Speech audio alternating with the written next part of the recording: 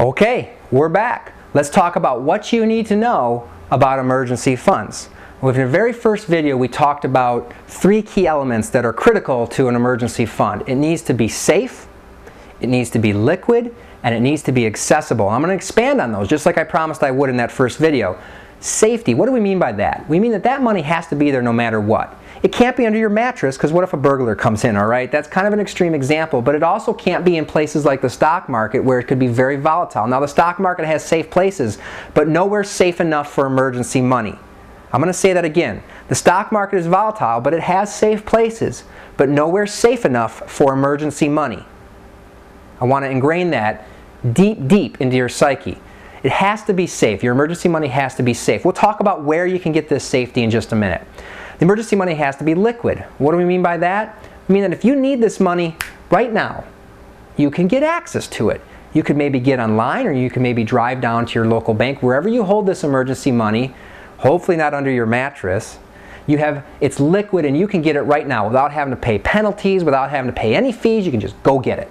And finally, accessible differs a little bit from liquidity, because what we mean by accessible is that you need to be able to transfer that money fast. Okay, so what I mean by that is, let me give you an example.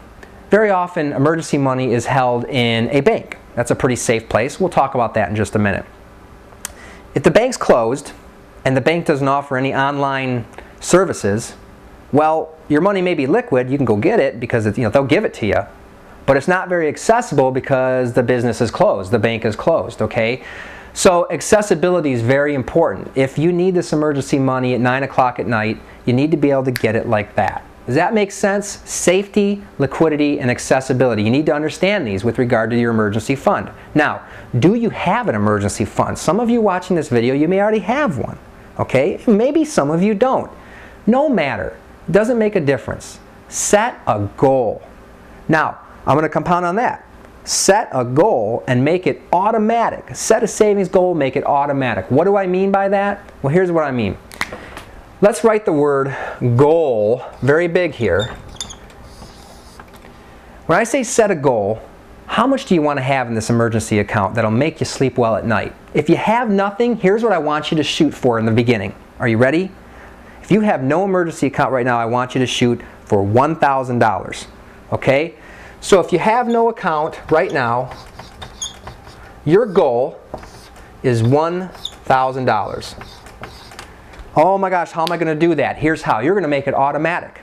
You're going to automatically have money taken out of your checking account or your savings account and putting it into the emergency fund every single month. $25, $50, $100, it makes no difference. Make it automatic so that you never see it. Okay? Now, if you don't have the ability to do that, most employers offer the ability to direct deposit money into different institutions.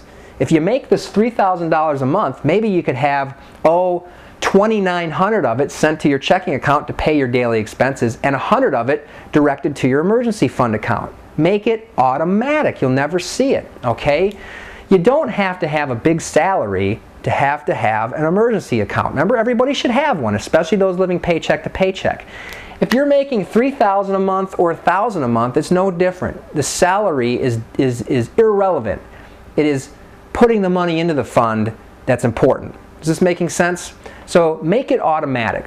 Build this money as a discipline. Building emergency money is a function of your discipline. It's not so much time, it's your ability to commit to that $100, that $50, that $200, whatever it is every month that you're going to put into the account. Okay? Use no or low risk liquid FDIC insured accounts at a bank or a money market account, also FDIC insured. Online banks offer FDIC insured savings accounts. What is this FDIC, and why am I putting so much emphasis on it? Remember earlier we said that the money needs to be safe. FDIC is the Federal Deposit Insurance Corporation, and what they do is they insure the money that's sitting in banks up to a certain amount. And that amount changes based on legislation and demand and all kinds of various factors that are not specific to this video, but you have guarantee that your money will be in the bank, okay? If it's in an FDIC insured account. I'm going to write that down because this is really important. FDIC insured account. So ask me where my money is. Where is my emergency money? It's at an FDIC insured online bank. I have safety through the FDIC. I have liquidity. It's just a regular old interest-bearing account. It's liquid anytime, no penalties, no fees. I have accessibility. It's online, 24/7. I can go in there and transfer money from my account into my checking account to spend on my emergency, whatever it may be.